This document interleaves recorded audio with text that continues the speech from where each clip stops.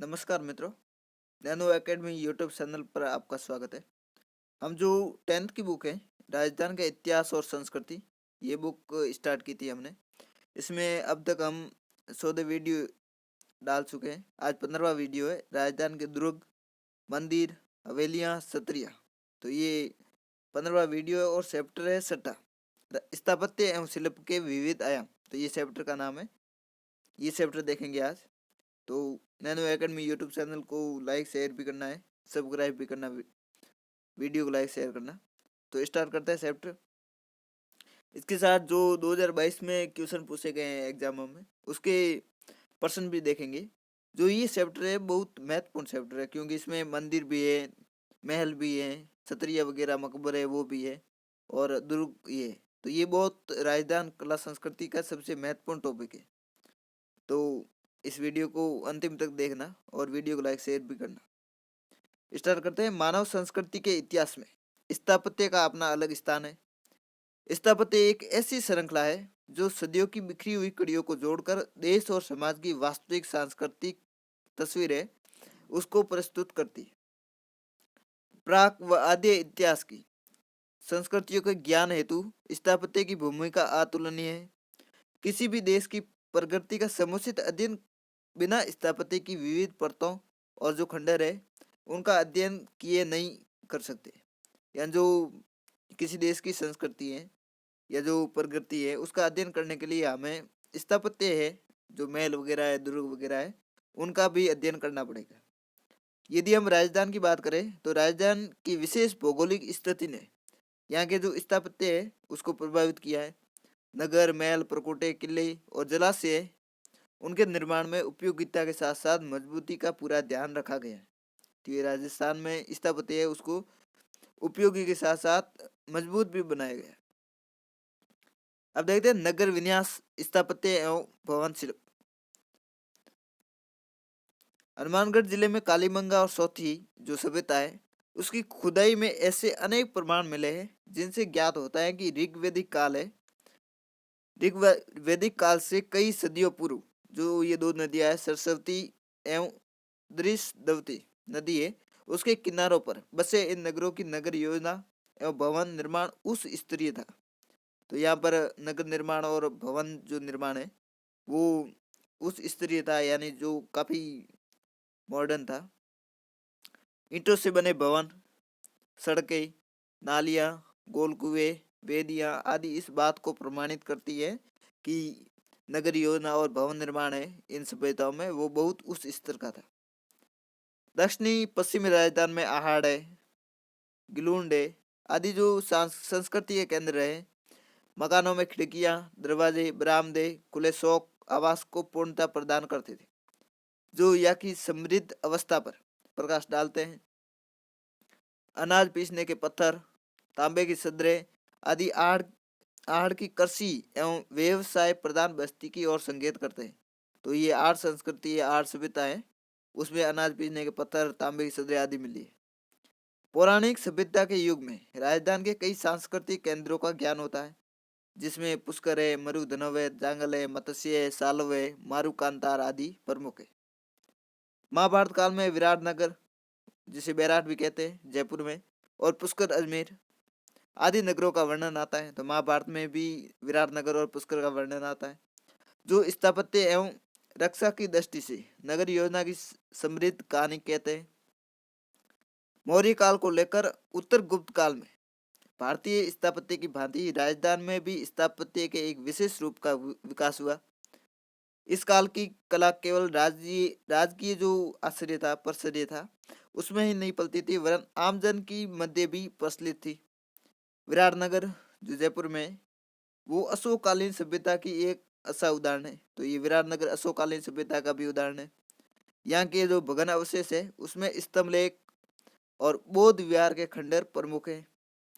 मौर्य काल में बेडस नदी के किनारे, कौन सी नदी? बेडस नदी के किनारे मध्यमिका, जिसे नगरी भी कहते हैं, वो चित्तौड़गढ़ में स्थित है। मध्यमिका की भव्य नगर योजना इस बात की साक्षी है कि 3री सदी ईसा पूर्व से 6ठी सदी तक ये भव्य नगर रहा है। तो ये मध्यमिका थी। तो ये ध्यान रखना, मध्ययुगीन बेड़िस नदी के किनारे, तो ये पूछा जा सकता है। और कौन से काल की है? मौर्य काल की। तो ऐसे अब कई एग्जाम में जो सभ्यता है उनका काल भी पूछा जा रहा है, तो ये ध्यान रखना। गुप्त और गुप्तोत्तर काल में मैनाल, अमजेरा, डबोक और भरतपुर के आसपास के क्षेत्र के नगरीय वैभव के साक्षी है। बावड़िया, कुंड, मंदिर, सड़कें, नालियां और रिहायशी मकानों का संतुलित निर्माण इन खंडरों और उपलब्ध पुरातात्विक सामग्री में आसानी से दिखाई दे पड़ता है। 7वीं से 13वीं सदी तक का काल राजस्थान में स्थापत्य की दृष्टि से बहुत ही महत्वपूर्ण रहा है। कौन सा काल? 7वीं से 13वीं शताब्दी तक का।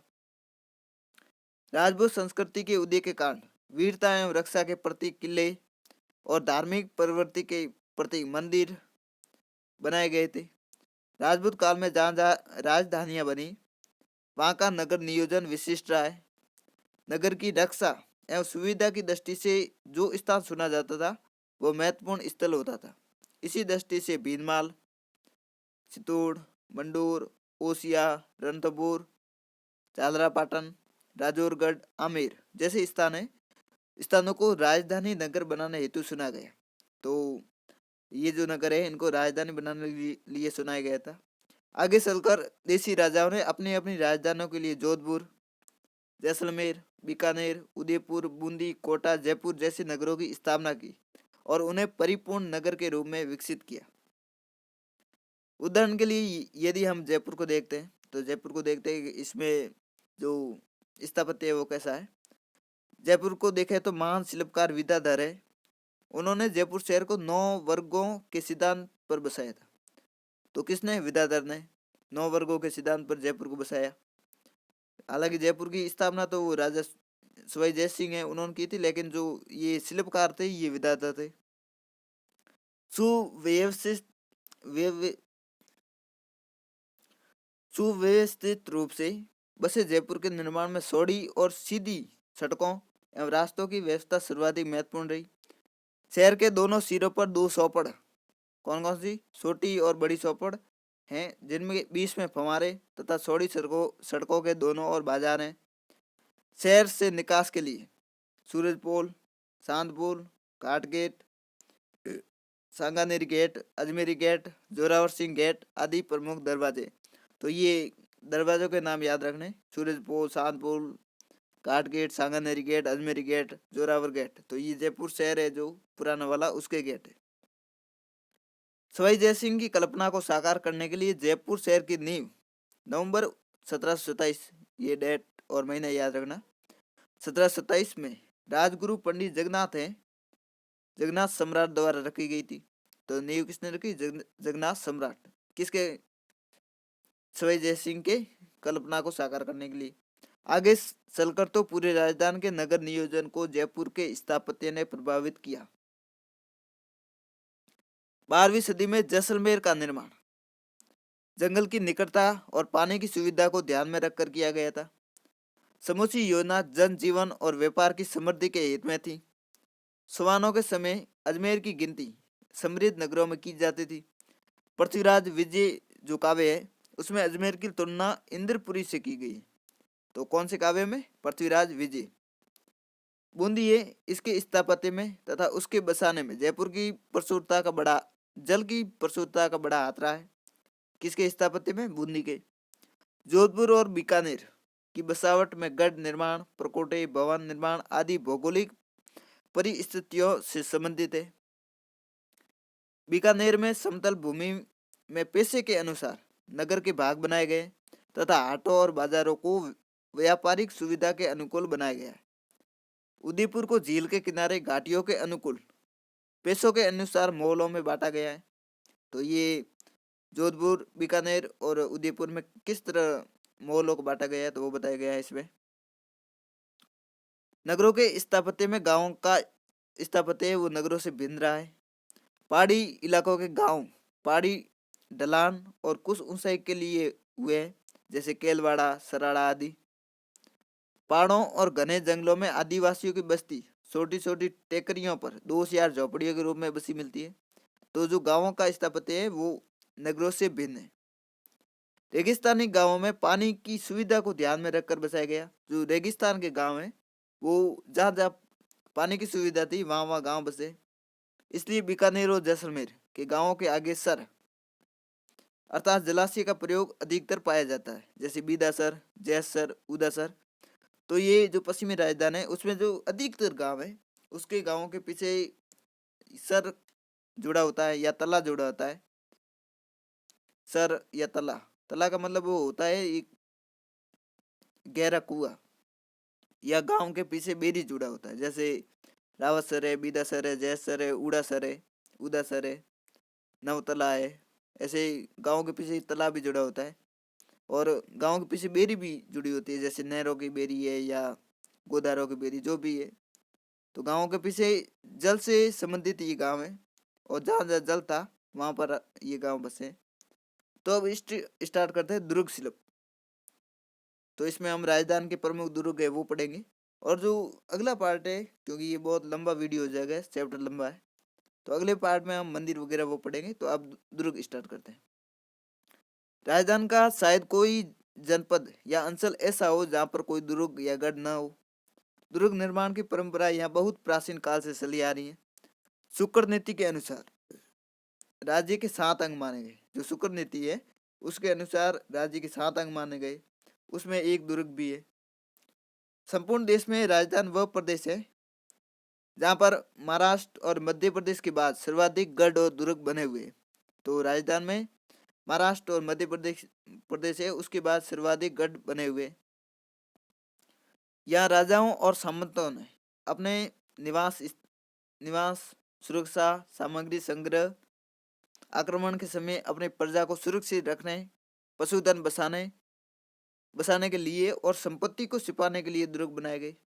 राजस्थान में दुर्गों के स्थापत्य के विकास का प्रथम उदाहरण कालीबंगा की खुदाई में मिलता है। कालांतर में मौर्य, गुप्त और परवर्ती युग में दुर्गों के निर्माण के निश्चित आधार दिखाई पड़ते हैं। इस समय दुर्ग निर्माण में मंदिरों तथा जलाशयों को प्रधानता दी जाने लगी। राजपूत काल में राजस्थान में बने दुर्गों में भाटियों का सोनारगढ़, अजीरा सुवान का गढ़ बिरली तारागढ़, कुंभा का कुंभलगढ़ आदि उल्लेखनीय।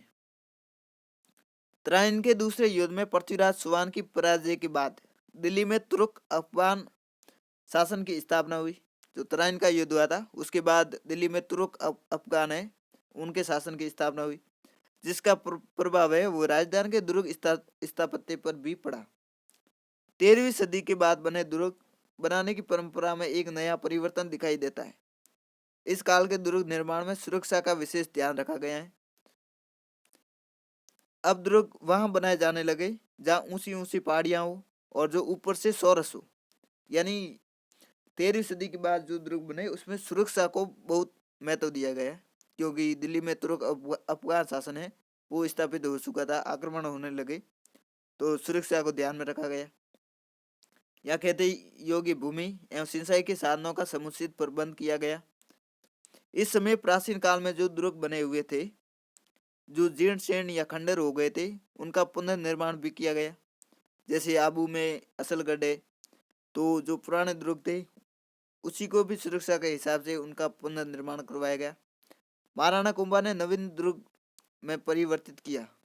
जो आबू का असलगढ़ है इसे महाराणा कुंभा ने इसका पुनर्निर्माण करवाया। कुंभा ने चित्तौड़गढ़ दुर्ग है उसका भी आवश्यकता अनुसार पुनर्निर्माण करवाया। जब मुगलों के साथ राजपूताना के शासकों के मधुर संबंध बने, जो मुगल थे उनके साथ जो राजस्थान के राजा थे उनके बीच अच्छे संबंध हुए, तो जो दुर्ग स्थापत्य है उसमें भी परिवर्तन आ गया। यानी जो शांति स्थापित हुई तो यहाँ के दुर्ग है उसमें भी परिवर्तन आ गया। कैसे आया? अब राजपूत शासक है वो पहाड़ियों से नीचे आकर समतल मैदानों में नगर दुर्गों का निर्माण करने लगे। तो जब आक्रमण नहीं होने लगे, बंद हो गए, तो फिर जो यहाँ के राजा थे वो पहाड़ियों पर दुर्ग न बना के समतल जगह पर आ गए। जैसे जयपुर शहर बसा, बीकानेर, भरतपुर, तो ये समतल जगह पर बसे हुए, क्योंकि राजस्थान के राजपूत शासकों के लिए ये स्थिरता और शांति का काल था। तो हमने देखा कि किस तरह जो दुर्ग स्थापत्य है वो प्रभावित हुई। तो ये पूरा कालक्रम देखा। क्या आप जानते हैं राजस्थान के प्रमुख दुर्ग है कौन कौन से? आमेर महल, गागरोन, कुंभलगढ़ का किला, जैसलमेर का किला, रणथंभौर का किला, और जो चित्तौड़गढ़ का किला है उसको जून 2013 में जो नोमपे में एक वर्ल्ड हेरिटेज कमेटी की बैठक हुई थी, उसमें यूनेस्को की वर्ल्ड वर्ल्ड हेरिटेज साइट है उसकी सूची में इन 6 जिलों को शामिल किया गया। कब? जून 2013 को। तो ये कई एग्जाम पूछा गया है तो ये ध्यान रखना। कौन कौन से थे? आमेर महल, गागरोन का किला, कुंभलगढ़ का, जैसलमेर का किला, रणथंभौर और चित्तौड़गढ़ का किला।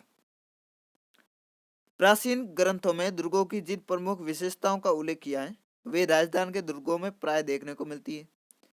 सुदृढ़ प्राचीर, अभेद बुर्जे, किले के चारों तरफ गहरी खाई या परिखा, गुप्त प्रवेश द्वार तथा सुरंगे, किले के भीतरी सिले खाना यानी शस्त्रागार, जलाशय अथवा पानी के टांके, राजप्रसाद तथा सैनिकों के आवास गृह यहाँ के प्राय सभी दुर्गों में मिलते। तो ये जो विशेषता है दुर्गों की, ये जो राजस्थान के दुर्ग है उनमें प्राय देखी जाती है, यानी ये विशेषता राजस्थान के दुर्गों में है। अब देखते हैं दुर्गों के प्रकार।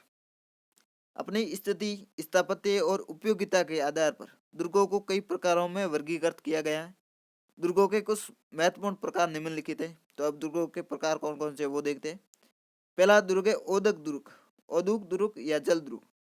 तो ऐसे दुर्ग जिनके जो विशाल जल राशि से घिरे हुए हो, जैसे गागरोन का दुर्ग है तो ये जल दुर्ग है।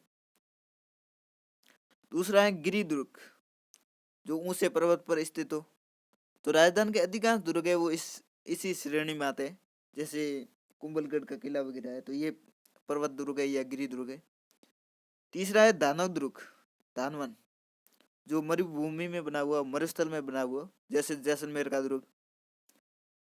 चौथा है वन दुर्ग, जो सघन बीहड़ वन में बना हुआ हो, जैसे सिवाना का दुर्ग जो बाड़मेर में है तो ये वन में बना हुआ है। पांचवा है एरन दुर्ग, ऐसे दुर्ग जो जिनके मारा खाई, कांटों व पत्थरों से दुर्गम हो, जैसे चित्तौड़ का व जालौर का दुर्ग, तो ये एरन दुर्ग है। छठा है पारीक दुर्ग, अर्थात जिसके चारों तरफ बड़ी खाई हो, जैसे भरतपुर का दुर्ग है, बीकानेर का जूनागढ़ है तो ये पारीक दुर्ग है। सातवां है पारीद दुर्ग, कौन सा? पारीद। पहला छठा था पारीख और सातवां है पारीद।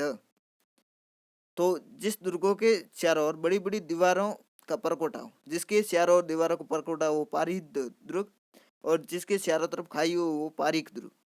तो पारीद दुर्ग कौन कौन से? चित्तौड़ और जैसलमेर, तो ये पारीद दुर्ग है।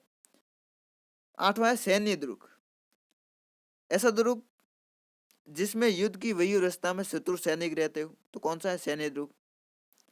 नौवां है सहाय दुर्ग, इस दुर्ग में सूरवीर तथा सदा अनुकूल रहने वाले बांधव लोग निवास करते हो, तो ये दुर्ग के 9 प्रकार है। कुछ दुर्ग ऐसे भी है जिन्हें 2 या अधिक दुर्गों के प्रकार में शामिल किया जाता है, जैसे चित्तौड़गढ़ का दुर्ग है उसको गिरी दुर्ग, पारीक दुर्ग, एरन दुर्ग की श्रेणी में रखा जा सकता है। जो चित्तौड़गढ़ है ये दुर्ग है, ये कई श्रेणियों में इसको रखा जा सकता है। दुर्गों के सभी प्रकारों में सैन्य दुर्गों को श्रेष्ठ माना गया, ये लाइन ध्यान रखना। जो दुर्ग है ये 9 प्रकार पढ़े थे, उसमें जो सैन्य दुर्ग पढ़ा था ये सैन्य दुर्ग, जिसमें युद्ध की वही अवस्था में शत्रु सैनिक रहते हो, तो ये दुर्गों की श्रेणी में सबसे श्रेष्ठ माना गया। चित्तौड़ दुर्ग है, दुर्ग सहित राजस्थान के कई दुर्गों को सैन्य दुर्ग की श्रेणी में रखा गया है। अब देखते हैं राजस्थान के प्रमुख दुर्ग, और उसमें पहला दुर्ग देखेंगे चित्तौड़गढ़। गिरी दुर्गों में राजस्थान का गौरव चित्तौड़ का किला सबसे प्राचीन और प्रमुख है, तो ये गिरी दुर्ग भी है। दिल्ली से मालवा और गुजरात जाने का जो मार्ग है उस पर स्थित होने के कारण प्राचीन और मध्यकाल में इस किले का विशेष सामरिक महत्व था, यानी ये दिल्ली से गुजरात जाओ या मालवा जाओ तो ये रास्ते में पड़ता था, तो इसलिए इसका महत्व था। ये चित्तौड़गढ़ दुर्ग का ये फोटो है, ये बड़ी बड़ी खाई है जिसमें पानी भरा हुआ है, और ये विजय स्तंभ है, और ये चारों तरफ परकोटा भी बना हुआ है, और ये पहाड़ पर भी है तो ये गिरी दुर्ग भी है।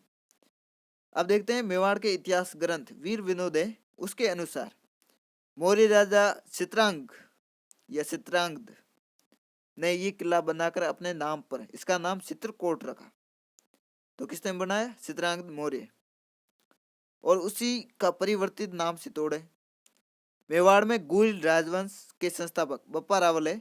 उन्होंने अंतिम मौर्य शासक था मान मौर्य, उसको पराजित कर 8वीं शताब्दी, कौन सी शताब्दी? 8वीं शताब्दी या 737 ईस्वी,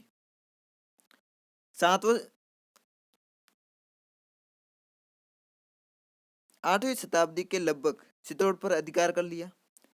अलाउद्दीन खिलजी ने इस दुर्ग पर अधिकार कर, किसने? अलाउद्दीन खिलजी ने इस दुर्ग पर अधिकार कर इसका नाम खिजराबाद रखा। तो अलाउद्दीन खिलजी है, इन्होंने इस दुर्ग का नाम खिजराबाद रखा था। तो ये भी एग्जाम पूछा जा सकता है। ये दुर्ग एक पठार पर स्थित है जिसे मेसा का पठार कहते हैं। तो ये जो चित्तौड़गढ़ का किला है ये जिस पठार पर स्थित है, तो ये कौन सा पठार है? मेसा का पठार। ये किला सब किलों का सिरमौर समझा जाता है। चित्तौड़गढ़ के लिए ये उक्ति प्रचलित है कि गढ़ तो चित्तौड़गढ़, बाकी सब गढ़े हैं। चित्तौड़गढ़ के किले के इतिहास में प्रसिद्ध 3 साके हुए। तो कितने साके हुए? 3 साके हुए। कब कब? पहला सन 1303 में, तो किसने आक्रमण किया था? अलाउद्दीन खिलजी ने। दूसरा साका 1535 ईस्वी में, आक्रमण किया था गुजरात के शासक बहादुर शाह ने। और तीसरा साका था 1568 ईस्वी में, और आक्रमण किया था अकबर के आक्रमण के समय ये हुआ था। रानी पद्मिनी का जोर, वीर जयमल राठौड़ और पता सिसोदिया है। उनके पराक्रम और बलिदान का साक्षी चित्तौड़ का किला इतिहास में अपना कोई सानी नहीं रखता है। सुदृढ़ और घुमावदार प्राचीर, उन्नत और विशाल बुर्जे, 7 अभेद प्रवेश द्वार, किले पर पहुंचने का लंबा और टेढ़ा मेढ़ा सर्पिल मार्ग आदि सब विशेषताओं ने चित्तौड़गढ़ को एक विकट दुर्ग का रूप दे दिया है। यहाँ के भवनों में, तो चित्तौड़गढ़ में कौन कौन से भवन स्थित हैं वो देखते हैं। तुलजा माता का मंदिर, नवलखा भंडार, पमासा की हवेली, सनगार संवरी प्रासाद, तिरपोलिया दरवाजा, कुंभश्याम मंदिर, सोमदेव मंदिर, कुंभा द्वारा निर्मित विजय स्तंभ, रानी पद्मिनी के महल, कोरा बादल के महल, चित्रांगद मोरी तालाब और जैन कीर्ति स्तंभ। तो ये चित्तौड़गढ़ किले में स्थित है। अब देखते हैं कुंभलगढ़ का किला जो राजसमंद है उसमें स्थित है। महाराजा कुंभा द्वारा, तो इसका निर्माण किसने किया? महाराणा कुंभा। दुर्ग स्थापत्य के प्राचीन भारतीय आदर्शों के अनुरूप बना कुंभलगढ़ गिरि दुर्ग का अच्छा उदाहरण है। ये भी गिरि दुर्ग है। मेवाड़ और मारवाड़ की सीमा है, उस पर सादड़ी गांव है। उसके समीप स्थित कुंभलगढ़ दुर्ग है, वो संकट काल में मेवाड़ के राज परिवार का आश्रय स्थल रहा है। तो मेवाड़ का जो राज परिवार है उसका जो संकटकालीन राजधानी है वो कौन सा रहा है? कुंभलगढ़। तो ये जो वनरक्षक एग्जाम हुई थी अभी दिसंबर 2022 में, उसी में ये क्वेश्चन पूछा गया था कि मेवाड़ के राजाओं का संकट काल में कौन सा किला सहायक था, तो वो था कुंभलगढ़ का किला। इस दुर्ग का प्रमुख शिल्पी मंडन था। कौन था? मंडन। कुंभलगढ़ दुर्ग है, इसमें 36 किलोमीटर लंबा परकोटा है जो अंतर्राष्ट्रीय रिकॉर्ड में दर्ज है। इसकी सुरक्षा दीवार इतनी चौड़ी है कि एक साथ 8 घुड़सवार चल सकते हैं। तो ये जो परकोटा है ये, इस पर 8 घुड़सवार है वो एक साथ चल सकते हैं। कर्नल टॉड है, उन्होंने कुंभलगढ़ की तुलना प्राचीन बुर्जों, कंगूरों के विचारों से एस्ट्रैक्शन वास्तु है उससे की है। तो ये भी ध्यान रखना किसने की है? कर्नल टॉड ने ये तुलना की है। दुर्ग के भीतर जालीबा बावड़ी, कुंभ स्वामी विष्णु मंदिर, जाली रानी का मालिया, महादेव तालाब, उड़ना राजकुमार जो पृथ्वीराज राठौड़ थे उनकी छतरी भी कुंभलगढ़ में स्थित है। यही उदय सिंह का राज्याभिषेक हुआ था। तो कुंभलगढ़ में भी उदय सिंह है, उनका राज्याभिषेक हुआ था। और राणा प्रताप का जन्म भी यही हुआ था। इसका ऊपरी छोर पर राणा कुंभा का निवास बना हुआ है जिसे कटारगढ़ कहते हैं। इस किले की ऊंचाई के बारे में अबुल फजल है, उन्होंने लिखा है कि ये इतनी बुलंदी पर बना हुआ है कि नीचे से ऊपर देखने पर सिर से पगड़ी है वो गिर जाती है। तो ऐसा किसने कहा है? अबुल फजल ने। अब देखते हैं रणथंभौर दुर्ग जो सवाई माधोपुर में स्थित है। रणथंभौर दुर्ग का निर्माण 8वीं शताब्दी में अजमेर के सोहान शासकों द्वारा करवाया गया था। एक मान्यता के अनुसार इसका जो निर्माण है रणथान देव सोहान है उन्होंने करवाया था। तो किसने करवाया? रणथान देव सोहान। रणथंभौर दुर्ग के राणा हमीर, जो राणा हमीर देव थे, उनका साहस का मुख गवाह है, जो 1301 ईस्वी में अलाउद्दीन से युद्ध करते हुए अपने शरणागत धर्म की के लिए बलिदान दिया। तो किसने दिया? राणा हमीर देव सोहान। इन्होंने इस दुर्ग के स्थापत्य की विलक्षण बात यह है कि इसमें गिरि दुर्ग और वन दुर्ग दोनों की विशेषता विद्यमान है। रणथंभौर की सुदृढ़ नैसर्गिक सुरक्षा व्यवस्था से प्रभावित होकर अबुल फजल ने इस दुर्ग के बारे में क्या लिखा कि ये दुर्ग बख्तरबंद है। तो जो चित्तौड़गढ़ का जो कुंभलगढ़ का दुर्ग था उसके बारे में लिखा कि ऊपर से जो नीचे से ऊपर देखते हैं तो सिर की पगड़ी गिर जाती है। और जो रणथंभौर है इसके बारे में अबुल फजल ने लिखा कि ये दुर्ग बख्तरबंद है। दुर्ग परिसर है, इसमें कौन से महल स्थित है? अमीर महल, रानी महल, अमीर की कसरी, सुपारी महल, 32 खंभों की छतरी, जोगी महल, पीर सदरुद्दीन की दरगाह और गणेश मंदिर। तो ये रणथंभौर दुर्ग है, इसके परिसर में स्थित है। अब देखते हैं सिवाना दुर्ग जो बाड़मेर में है। ये जो सपन का पहाड़ है, सपन की पहाड़ी जो राजस्थान के बाड़मेर जिले में स्थित है, उस पहाड़ पर स्थित सिवाना का दुर्ग इतिहास प्रसिद्ध है। इसे अणखलो सिवानो दुर्ग भी कहते हैं। इस दुर्ग की स्थापना 954 ईस्वी में जो परमार वंशीय वीर नारायण है उन्होंने की थी। अलाउद्दीन खिलजी के काल में यह दुर्ग जालौर के राजा कानरदेव के भतीजे जो शीतल देव थे उसके अधिकार में था। अलाउद्दीन खिलजी है, इसने 1310 ईस्वी में लगभग सिवाना के किले पर आक्रमण किया, जिसमें वीर शीतल देव है जो कानर देव के भतीजे थे, वो वीर गति को प्राप्त हुए और दुर्ग पर खिलजी का अधिकार हो गया। कब हुआ? 1310 ईस्वी। सिवाना का दुर्ग है वो मारवाड़ के राजा है, उनके संकट काल में ये शरण स्थली रहा है। तो जो मेवाड़ के राजा है उनके लिए तो वो दुर्ग था कुंभलगढ़ का, वो रहा है संकट काल के समय। और जो मारवाड़ के राजा है इनके संकट काल की राजधानी वो सिवाना रहा है। राव मालदेव है, उन्होंने गिरिशु में युद्ध हुआ था, उस युद्ध के बाद शेरशाह की सेना द्वारा पीछा किए जाने पर सिवाना दुर्ग में इन्होंने शरण ली थी। और जो चंद्रसेन है उन्होंने भी सिवाना के दुर्ग को केंद्र बनाकर मुगलों के विरुद्ध संघर्ष किया था। तो इस तरह सिवाना दुर्ग है ये जो मारवाड़ के शासक है उनके संकट काल की राजधानी रहा है। अब देखते हैं तारागढ़ का किला जो बूंदी में स्थित है। गिरि दुर्ग का बेहतरीन उदाहरण बूंदी का तारागढ़ किला पर्वत की ऊंची चोटी पर स्थित होने के कारण धरती से आकाश के तारे के समान दिखाई पड़ता है। तो ये धरती से छोटा, बहुत छोटा दिखाई देता है, इस कारण तारागढ़ के नाम से प्रसिद्ध हुआ। इस किले का निर्माण 16वीं सदी में राव बर सिंह है, उन्होंने मेवाड़, मालवा और गुजरात की ओर से संभावित जो आक्रमण थे उससे बूंदी की रक्षा करने के लिए इसका निर्माण करवाया था। किसने? राव बर सिंह ने। वीर विनोद जो पुस्तक है उसके अनुसार महाराणा छेतर सिंह है, 1364 से 1382 ईस्वी तक रहे थे, वो बूंदी विजय करने के प्रयास में मारे गए थे। कौन? महाराणा छेतर सिंह। उनके पुत्र महाराणा लाखा है, वो काफी प्रयत्नों के बावजूद भी बूंदी पर अधिकार न कर सके, तो उन्होंने मिट्टी की जो नकली दुर्ग है वो बनाकर उसे ध्वस्त कर उसकी प्रतिज्ञा पूरी की। तो महाराणा लाखा है ये बूंदी को जीत ना सके तो उन्होंने एक मिट्टी का दुर्ग बनवाया, बूंदी का किला, और उसको ध्वस्त कर अपनी प्रतिज्ञा पूरी की। लेकिन यहाँ बूंदी के ही एक थे कुंभाहाड़ा, वो उस नकली दुर्ग के लिए लड़ पड़े थे। उन्होंने कहा कि भले ही बूंदी नकली हो लेकिन हमारी बूंदी है इसलिए हम इसकी रक्षा करेंगे। तो वो उन्होंने अपने प्राणों की बाजी लगा दी थी। तारागढ़ में बने राजमहल है वो स्थापत्य कला के उत्कृष्ट उदाहरण है। बूंदी के राजमहलों की सबसे प्रमुख विशेषता यह है कि इसके भीतर अनेक दुर्लभ और जीवंत भित्ति चित्रों के रूप में कला का एक अनमोल खजाना विद्यमान है। विशेषकर महाराज उमेश सिंह है उसके शासनकाल में निर्मित चित्रशाला है वो बूंदी चित्र शैली का सुंदर उदाहरण प्रस्तुत करती है। 84 खंभों की छतरी, शिकार बुर्ज, फूल सागर, नवल सागर, जो नवल सागर सरोवर और गर्भ गुंजन तोप है वो बूंदी दुर्ग के वैभव को प्रकट करते हैं। अब देखते हैं नाहरगढ़ का किला, ये जयपुर में स्थित है। जयपुर के जो अरावली पर्वतमाला है उसकी पहाड़ी पर स्थित नाहरगढ़ के किले का निर्माण सवाई जय सिंह है, उन्होंने मराठा आक्रमणों से बचने के लिए इसका निर्माण करवाया था। इस किले को सुदर्शनगढ़ भी कहते हैं। जो नाहरगढ़ है इसको सुदर्शनगढ़ भी कहते हैं। इसका नाहरगढ़ नाम है वो नारसिंह भूमिया, जो जो नारसिंह भूमिया था उसके नाम पर इसका नाम नाहरगढ़ पड़ा है।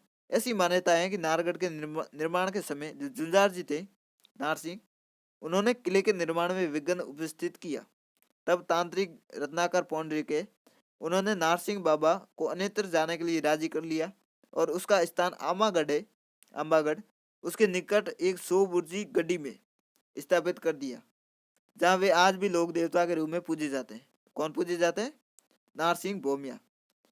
नाहरगढ़ में सवाई माधो सिंह ने, किसने? सवाई माधो सिंह ने अपने 9 पासवानों के लिए एक जैसे 9 महल बनवाए। तो ये भी अभी एक एग्जाम हुई थी, शायद वन रख सकती, उसमें ये पूछा गया था कि एक जैसे 9 महल किसने बनवाए? तो सवाई माधो सिंह ने नाहरगढ़ किले में। अब देखते हैं तारागढ़ अजमेर। एक वो बूंदी वाला देखा था, अभी अजमेर वाला तारागढ़ है। अजमेर जिले के मुख्यालय पर स्थित अरावली की पहाड़ियों पर तारागढ़ दुर्ग अब खंडित अवस्था में है। इसे गढ़ बिजली तथा अजमेरू भी कहते हैं। तो इसका दूसरा नाम क्या है? गढ़ बिजली और अजमेरू। ये जो एग्जाम हुई थी लैब असिस्टेंट की 30 जून 2022 को, इसमें पूछा गया था गढ़ बिजली नाम है वो किस दुर्ग का नाम है? वो तारागढ़ दुर्ग का नाम। शाहजहां के शासनकाल में विठल दास गोड़ है यहाँ के दुर्गाध्यास था। तो शाहजहां के समय विठल दास गोड़े उनके पास ये दुर्ग था, और संभव है कि उस पराक्रमी योद्धा के नाम पर ही इस किले का नाम गढ़ बिजली पड़ा हो। तो गढ़ बिजली नाम इनके नाम पर पड़ा हो, ऐसा संभव है। कर्नल टोड है, उनके अनुसार इस दुर्ग का निर्माण सोवान शासक है अजय पाल है, जिन्होंने अजमेर की स्थापना की थी, उन्होंने इस दुर्ग का निर्माण करवाया था। तारागढ़ की प्राचीर में 14 विशाल बुर्जे हैं। कौन कौन से? घूंगड, गुगड़ी और फूटी बुर्ज, बांद्रा बुर्ज, इमली बुर्ज, खिड़की बुर्ज और फतेह बुर्ज। तो ये बुर्जों के नाम याद रखना, एग्जाम पूछा जा सकता है। तारागढ़ दुर्ग को 1832 ईस्वी में भारत के जो गवर्नर जनरल थे विलियम बेंटिंग, उन्होंने देखा तो उनके मुंह से निकल पड़ा, ओ दुनिया का दूसरा जिब्राल्टर। तो किसने कहा? विलियम बेंटिंग ने। तो ये जो रीट की एग्जाम हुई थी 2022 में, उसमें पूछा गया था कि बेंटिंग ने दुर्ग का दुनिया का दूसरा जिब्राल्टर किस दुर्ग को कहा है? तो वो किसको कहा है? तारागढ़ को। अब देखते हैं जोधपुर का मेहरानगढ़। इसकी स्थापना 1459 ईस्वी में की थी। राजा जोधा द्वारा इस दुर्ग की स्थापना की गई। मेहरानगढ़ जोधपुर नगर की उत्तरी पहाड़ी सीढ़िया टू पहाड़ी है, उस पर बना हुआ है। ये गिरी दुर्ग है। इसे म्यूर ध्वजगढ़, गढ़ चिंतामणि भी कहा जाता है। तो ये दूसरे नाम है गढ़ चिंतामणि और म्यूर ध्वजगढ़, ये ध्यान रखना। लाल बलुआ पत्थर से निर्मित मेहरानगढ़ के महल है वो राजपूत स्थापत्य कला के श्रेष्ठ उदाहरण है। अपनी विशालता के कारण संभवतः ये किला मेहरानगढ़ कहलाया। तो इसके बारे में कहा जाता है गढ़ बनियो मेहरान। ये जो पुलिस की एग्जाम हुई थी 2 जून 2022 को, 2 जुलाई, तो इसमें पूछा गया था कि राव जोधा ने किस किले की नींव रखी? तो वो कौन सा किला है? मेहरानगढ़ जोधपुर। ये दुर्ग है मेहरानगढ़ जोधपुर का। दुर्ग के भीतर जो महल है वो कौन कौन से देखते हैं? मोती महल, फतेह महल, फूल महल, श्रृंगार महल, ये दर्शनीय है। महाराजा मानसिंह है उनके द्वारा स्थापित जो पुस्तक प्रकाश पुस्तकालय, किसके द्वारा? मानसिंह द्वारा, वो वर्तमान में भी कार्यरत है। तो ये पुस्तक प्रकाश पुस्तकालय किसके द्वारा स्थापित है? महाराजा मानसिंह द्वारा। किले में लंबी दूरी तक मार करने वाले अनेक प्राचीन तोप है, ये कई एग्जाम पूछा गया है। किलकल्ला है, शंभू बाण है, गजनी खान है, जम जमजमा, कड़क बिजली, नुसरत गुबार, धूड़ खानिद, तो धूड़ का मतलब होता है रेत, तो धूड़ खानिद, बिस्सुबाण, मीर बख्श, रहस्य कला और गजक। तो ये एग्जाम ऐसे दिया हुआ था कि गजक है, नुसरत है, वीर बाण है, बिस्सुबाण है, तो ये क्या है? तो ये जो मेहरानगढ़ दुर्ग में जो तोपें रखी हुई है वो है। दुर्ग परिसर में चामुंडा माता, मुरली मनोहर व आनंदगन के प्राचीन मंदिर स्थित है। इसके अतिरिक्त यहाँ पर तख्त विलास, सोखेलाव महल, बीसला महल, श्रृंगार चौकी जैसी शानदार इमारतें भी दुर्ग को शोभा देती हैं। तो ये जो परिसर में जो महल है, मंदिर वगैरह है, वो ध्यान में रखना। अब देखते हैं सुरू का किला। जो सुरू दुर्ग है, इसका निर्माण ठाकुर कुशाल सिंह है, उन्होंने करवाया था। कब? 1739 ईस्वी में। तो ये जो रीट 2022 में क्वेश्चन पूछा गया था कि सुरू दुर्ग का निर्माण 1739 ईस्वी में किसने करवाया था? ठाकुर कुशाल सिंह। तो किस तरह ये इस बुक से लाइन टू लाइन एग्जाम में उठाई जाती है। 1814 ईस्वी में बीकानेर राज्य की सेना ने सुरू दुर्ग को चारों ओर से घेर कर तोपों से गोलों की बरसात कर दी। किसी कौन सी सेना? बीकानेर राज्य की सेना ने। जवाब में दुर्ग से भी गोले बरसाए गए। कुछ समय बाद गोले बनाने के लिए शीशा समाप्त हो गया। इस पर सेठ साहूकारों और जन सामान्य ने अपने घरों से चांदी लाकर ठाकुर के सामने रख दी। जब तोपों से छूटे चांदी के गोले शत्रु की सेना पर जाकर गिरे तो शत्रु सेना हैरान रह गई और उसने जनता की भावनाओं का सम्मान करते हुए दुर्ग पर से घेरा उठा लिया। तो ये चांदी के जो गोले थे, ये जो शुरू का दुर्ग है, इससे बरसाए गए थे। कब? 1814 ईस्वी। अब देखते हैं अकबर का दुर्ग जो अजमेर में स्थित है। अकबर ने अजमेर नगर के मध्य 1571-72 के दौरान एक दुर्ग का निर्माण करवाया। किसने? अकबर ने। कब? 1571-72 में। इस दुर्ग को अकबर का दौलत खाना और अकबर की मैगनीज भी कहते हैं। ये राजस्थान का एकमात्र दुर्ग है जो मुस्लिम दुर्ग स्थापत्य पद्धति से बनाया गया है। तो ये ध्यान रखना, जो अकबर का दुर्ग है, ये मुस्लिम दुर्ग स्थापत्य कला है, उसमें बनाया गया है। 1577 ईस्वी में जो हल्दीघाटी का युद्ध हुआ था, उस युद्ध की योजना को अंतिम रूप इसी दुर्ग में दिया गया था। ब्रिटिश राजदूत सर थॉमस रो जब भारत आए थे तो मुगल सम्राट जहांगीर थे, उसको अपना परिचय पत्र इस दुर्ग में दिया था। तो ये एग्जाम हुई थी लेवल असिस्टेंट 30 जून 2022 को। उसमें ये पूछा गया था कि जहांगीर और थॉमस रो की मुलाकात किस दुर्ग में हुई थी? तो अकबर का दुर्ग इसमें हुई थी। ये तो यहाँ से सीधी लाइन उठाई गई थी। 1801 ईस्वी में अंग्रेजों ने इस किले पर अधिकार कर इसे शस्त्रागार या मैगनीज बना दिया, मैगजीन। अब देखते हैं जूनागढ़ दुर्ग जो बीकानेर में स्थित है। इस दुर्ग की नींव महाराजा राय सिंह है, उन्होंने 1589 ईस्वी में रखी थी। तो ये लैब असिस्टेंट 2022 में पूछा गया कि बीकानेर जूनागढ़ का निर्माता कौन है? तो राजा राय सिंह।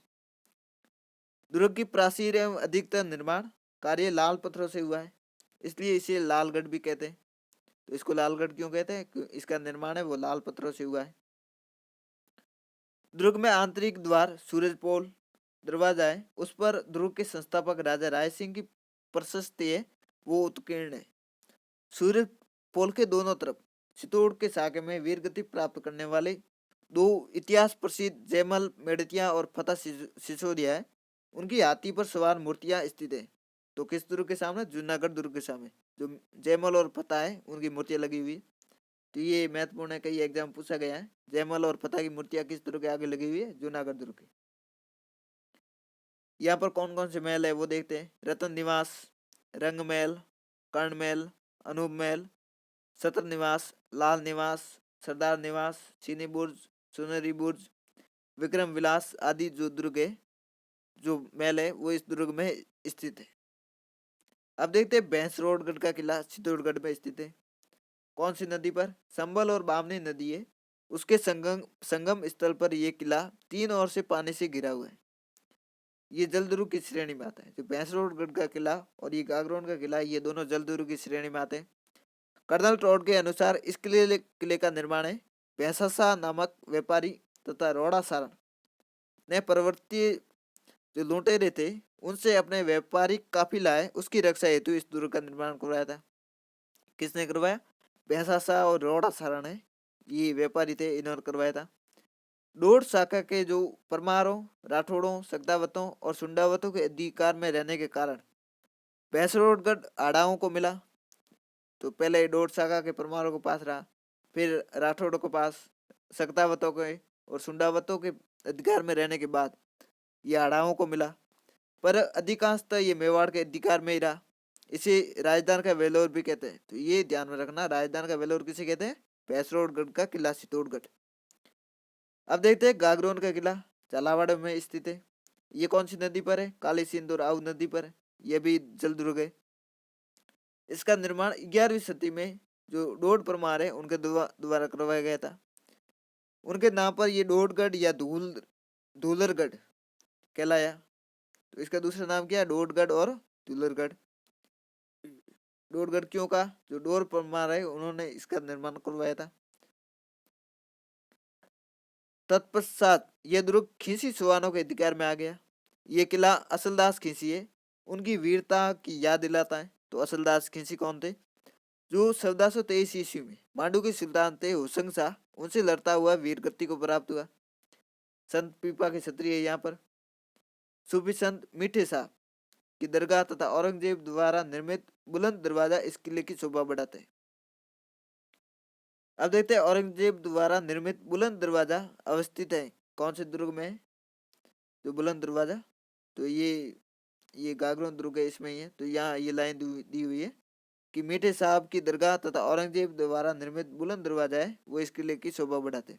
तो ये कॉलेज लेक्चरर में पूछा गया था 2021 में। अब देखते हैं जयगढ़ जो आमेर में है उस किले के बारे में देखते हैं।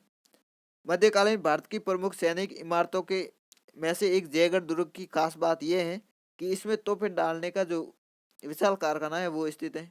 तो तोपें डालने का विशाल कारखाना किसमें स्थित है? जयगढ़ आमेर में, जो शायद ही किसी अन्य भारतीय दुर्ग में रहा हो। इस किले में रखी जेबान तोप है, ये महत्वपूर्ण है। जेबान तोप ये एशिया की सबसे बड़ी तोप है। जयगढ़ अपने विशाल पानी के टांकों के लिए भी जाना जाता है। इस किले के निर्माण एवं विस्तार में विभिन्न कस्बा शासकों का योगदान रहा है, परंतु इसे वर्तमान स्वरूप है वो सवाई जय सिंह ने दिया। जयगढ़ को रहस्यमय दुर्ग भी कहते हैं क्योंकि इसमें कई गुप्त सुरंगें भी है। अब देखते हैं जालोर का किला। तो ये जो जेबान तोप है इसके बारे में पुलिस जो 2022 की एग्जाम हुई थी उसमें पूछा था। अब देखते हैं जालोर का किला। ये जो सोनगर पहाड़ी है सोनगिरी, इस पर स्थित है। नदी कौन सी है? सुगनी नदी के किनारे। शिलालेखों में जालोर का नाम जाबालीपुर और किले का नाम सुवर्णगिरी भी मिलता है। तो किले का नाम क्या है? सुवर्णगिरी। और जो सवर्णगिरी है वो जैसलमेर का किला है। सोनगिरी या सवर्णगिरी, सोनगिरी की पहाड़ी तो इसमें है, लेकिन जो ये जैसलमेर का किला है इसको सोनार का किला कहते हैं और इसको है सोनगिरी की पहाड़ी पर ये किला है। और इसको सुवर्णगिरी जालोर का किला, इसको सुवर्णगिरी भी कहते हैं। इस किले का निर्माण प्रतिहार शासक है उनके द्वारा 8वीं सदी में करवाया गया था। किले के भीतर बनी तोप खाना मस्जिद जो पूर्व में परमार शासक भोज द्वारा निर्मित संस्कृत पाठशाला थी। जो ये तोप खाना मस्जिद है ये पहले ही संस्कृत पाठशाला थी, बहुत आकर्षक है। यहाँ का प्रसिद्ध शासक कानरदेव चौहान था जो अलाउद्दीन खिलजी से लड़ता हुआ वीर गति को प्राप्त हुआ था। अब देखते हैं जैसलमेर का किला। ये स्वर्ण नगरी कहे जाने वाले जैसलमेर में त्रिकुट पहाड़ी है, उस पर पीले पत्थरों से निर्मित इस किले को सोनार का किला कहते हैं। इसका निर्माण 1155 ईस्वी में भाटी शासक जो राव जैसल हुए थे उनके द्वारा करवाया गया था। इस दुर्ग के चारों ओर विशाल मरुस्थल फैला है। इसके बारे में ये कहावत प्रचलित है कि ये यहाँ पत्थर के पैर, लोहे का शरीर और काठ के घोड़ों पर सवार होकर ही पहुंचा जा सकता है। तो ये कहावत किस किले के बारे में प्रचलित है? जैसलमेर का किला। दूर से देखने पर यह किला है ये लंगरदारे जहाज जैसा प्रतीत होता है। इस किले को कारीगरों ने सोने के स्थान पर बड़े बड़े पीले पत्थरों को परस्पर जोड़कर खड़ा किया है।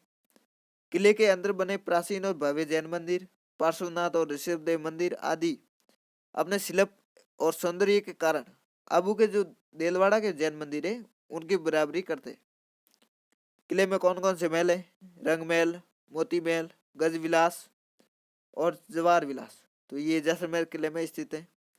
इस किले की प्रसिद्धि इसके दुर्लभ और प्राचीन पांडुलिपियों के संग्रहालय के कारण भी है। तो यहाँ पर पांडुलिपियों का संग्रहालय भी है। अब देखते हैं भरतपुर का लोहागढ़। जो भरतपुर के जाट राजाओं की वीरता और शौर्य कथाओं को अपने में समेटे लोहागढ़ का किला है वो अजेयता एवं सुदृढ़ता के लिए विख्यात है। इसका निर्माण किसने करवाया? महाराजा सूरजमल ने। कब? 1733 ईस्वी में। लोहागढ़ को पूर्व स्थित में कसी गढ़ी थी उसको विकसित कर वर्तमान रूप दिया गया।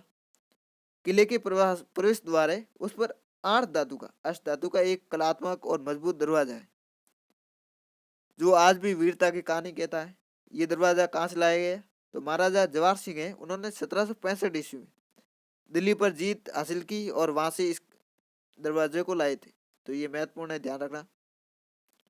इस किले की अभेद्यता का कारण इसकी चौड़ी दीवारें, तो इसकी चारों और चौड़ी दीवारें। किले के बाहरी जो दीवार है वो मिट्टी की बनी हुई है तथा इसके चारों ओर एक गहरी खाई है। इस खाई में मोती झील से सुजान गंगा नहर है, उसका पानी भरा जाता है। किस झील से? मोती झील से। नहर कौन सी है? सुजान गंगा। अंग्रेज जनरल लॉर्ड लेक है, उन्होंने 1805 ईस्वी में अपनी विशाल सेनाएं और तोपखाने के साथ इस किले पर 5 बार आक्रमण किया, परंतु हर बार असफल रहा। किले में किशोरी महल है, जवाहर बुर्ज है, कोठी खास है, वजीर की कोठी, दादी माँ का महल, गंगा मंदिर, लक्ष्मण मंदिर। तो ये महल और मंदिर है, ये लोहागढ़ किले में स्थित है। उपर्युक्त प्रमुख दुर्गों के अलावा बयाना का किला, तिमनगढ़ का दुर्ग, मारवाड़ का सोजत जो पाली में, कुशामन का किला नागौर में, पूर्व जयपुर रियासत के सिवाड़, ये जयपुर रियासत के किले हैं, सिवाड़, कालक, काकोड़ और खंडार के किले। इसके अलावा हाड़ौती के शेरगढ़, सिरोही का बसनगढ़ तथा सीकर का लक्ष्मणगढ़ दुर्ग है, वो अपने स्थापत्य और बनावट के कारण उल्लेखनीय। तो ये किले पूरे हुए। आगे जो मंदिर है, महल है, मकबरे, बावड़िया है, छतरिया वगैरह है, वो अगले पार्ट में देखेंगे। तो वीडियो को यदि अच्छा लगा हो तो वीडियो को लाइक शेयर भी करना और चैनल को सब्सक्राइब भी करना है। तो अगले वीडियो में मंदिर है, ये जो दूसरे महल वगैरह वो देखेंगे। तो मिलते हैं अगले वीडियो में, धन्यवाद।